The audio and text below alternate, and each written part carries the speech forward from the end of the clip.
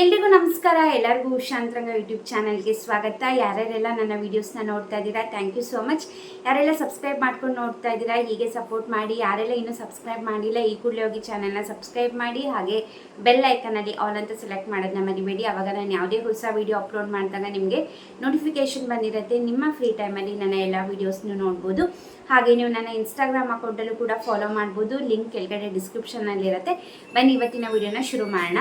ನೀವು ತಮ್ಮನೇನ ನೋಡಿರೋ ಹಾಗೆ ಹೌದು, ಮೊಬೈಲ್ ಬಳಕೆದಾರರಿಗೆ ಕೇಂದ್ರ ಸರ್ಕಾರದಿಂದ ಒಂದು ಹೊಸ ರೂಲ್ಸ್ನ ಜಾರಿಗೆ ತಂದಿದ್ದಾರೆ. ಹೌದು, ಇದು ಏನಕ್ಕೆ ಇವಾಗ ಅಂತಂದರೆ ಸೈಬರ್ ಕ್ರೈಮ್ ತಡೆಯೋಕ್ಕೆ ಅಂದ್ಬಿಟ್ಟು ಕೇಂದ್ರ ಸರ್ಕಾರದಿಂದ ಒಂದು ಹೊಸ ಆ್ಯಪ್ನ ಜಾರಿಗೆ ತಂದಿದ್ದಾರೆ. ಪ್ರತಿಯೊಬ್ಬರು ಕೂಡ ಈ ಒಂದು ಆ್ಯಪ್ನ ಕಂಪಲ್ಸರಿಯಾಗಿ ಇನ್ಸ್ಟಾಲ್ ಮಾಡಿರಲೇಬೇಕು. ಹಾಗೆ ಮೊಬೈಲ್ ಕಂಪನಿಗಳಿಗೂ ಕೂಡ ಒಂದು ನೋಟಿಸ್ನ ಕೊಟ್ಟಿದ್ದಾರೆ. ಪ್ರತಿಯೊಂದು ಮೊಬೈಲ್ಗಂದರೆ ಇವಾಗ ಹೇಗೆ ಇವಾಗ ಒಂದು ಹೊಸ ಮೊಬೈಲ್ ತೊಗೊಂಡಿದ್ದೀವಿ ಅಂದರೆ ಗೂಗಲ್ ಆಗಿರ್ಬೋದು, ಕೆಲವೊಂದು ಆ್ಯಪು ಬೈ ಡಿಫಾಲ್ಟ್ ಇರುತ್ತೋ ಹಾಗೆ ಈ ಒಂದು ಆ್ಯಪ್ ಕೂಡ ಇನ್ನು ಮುಂದೆ ಡಿಫಾಲ್ಟ್ ಆಗಿ ಇರಲೇಬೇಕು ಅನ್ನೋದನ್ನ ಕಂಪಲ್ಸರಿ ಮಾಡಿದ್ದಾರೆ. ಯಾವುದು ಹೊಸ ಆ್ಯಪ್ ಅಂದರೆ ಇದು ಹೊಸದೇನಲ್ಲ, ಆಲ್ರೆಡಿ 2023ರಲ್ಲಿ ಈ ಒಂದು ಆ್ಯಪ್ ಜಾರಿಗೆ ಬಂದಿತ್ತು.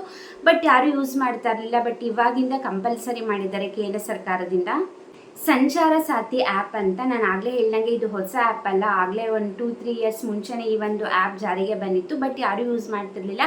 ಹಾಗಾಗಿ ಈಗ ಕೇಂದ್ರ ಸರ್ಕಾರದಿಂದ ಕಂಪಲ್ಸರಿಯಾಗಿ ನಾನು ಆಗಲೇ ಹೇಳ್ದಂಗೆ ಮೊಬೈಲ್ ಕಂಪ್ನಿಗಳಲ್ಲೂ ಕೂಡ ಅಂದರೆ ಇವಾಗ ಏನು ಹೊಸದಾಗಿ ಮೊಬೈಲ್ ಬಿಡ್ತಾ ಇದ್ದಾರೆ ಮಾರ್ಕೆಟಿಗೆ, ಅಂಥ ಮೊಬೈಲ್ಗಳಲ್ಲಿ ಕಂಪಲ್ಸರಿಯಾಗಿ ಡಿಫಾಲ್ಟಾಗಿ ಈ ಒಂದು ಆ್ಯಪ್ ಸಂಚಾರ ಸಾಥಿ ಆ್ಯಪ್ ಅನ್ನೋದು ಒಂದು ಡಿಫಾಲ್ಟ್ ಆಗಿ ಈ ಆ್ಯಪ್ ಡೌನ್ಲೋಡ್ ಆಗಿರಲೇಬೇಕು. ಇದು ಯಾವುದೇ ರೀತಿ ಅನ್ಇನ್ಸ್ಟಾಲ್ ಮಾಡೋಕ್ಕೂ ಆಗಲ್ಲ, ಹಾಗೆ ಡಿಸೇಬಲ್ ಮಾಡೋಕ್ಕೂ ಆಗೋದಿಲ್ಲ. ಯಾಕೆ ಈ ಥರ ಮಾಡ್ತಿರೋದು ಅಂದರೆ ಇವಾಗ ಸೈಬರ್ ಕ್ರೈಮ್ ಅನ್ನೋದು ತುಂಬಾ ಅತಿ ಆಗ್ತಾ ಇದೆ, ತುಂಬಾ ತೊಂದರೆ ಆಗ್ತಾ ಇದೆ. ಸೊ ಹಾಗಾಗಿ ಅದನ್ನು ತಡೆಗಟ್ಟಬೇಕು ಅಂದ್ಬಿಟ್ಟು ಕೇಂದ್ರ ಸರ್ಕಾರದಿಂದ ಈ ಒಂದು ಹೊಸ ಆ್ಯಪ್ನ ಜಾರಿಗೆ ತಂದಿದ್ದಾರೆ.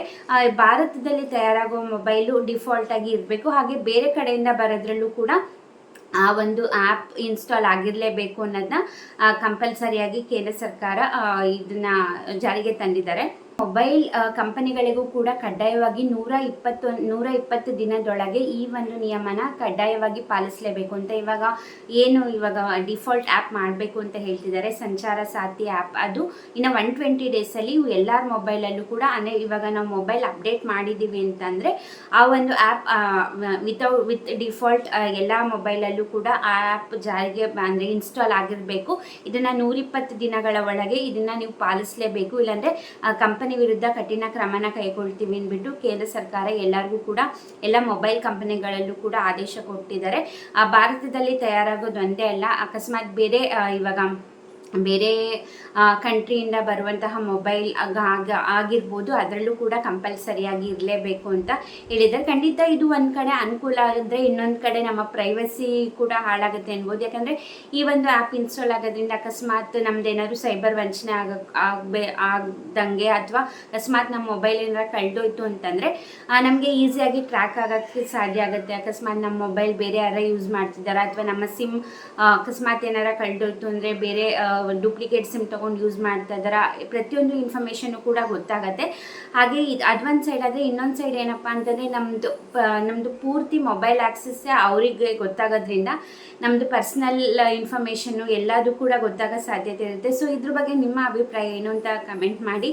ಈ ಒಂದು ಸಂಚಾರ ಸಾಥಿ ಆ್ಯಪ್ ಬಗ್ಗೆ ನಿಮ್ಮ ಅಭಿಪ್ರಾಯ ಏನು ಅನ್ನೋದನ್ನ ಹಾನೆಸ್ಟ್ ಒಪಿನಿಯನ್ನ ಕಮೆಂಟ್ ಸೆಕ್ಷನಲ್ಲಿ ತಿಳಿಸಿ. ಖಂಡಿತವಾಗ್ಲೂ ಕಮೆಂಟ್ ಮಾಡಿ. ನೀವು ಕಮೆಂಟ್ ಮಾಡಿದ್ರೆ ನಿಮ್ಮ ಒಪಿನಿಯನ್ನು ಕೂಡ ನನಗೆ ಗೊತ್ತಾಗುತ್ತೆ.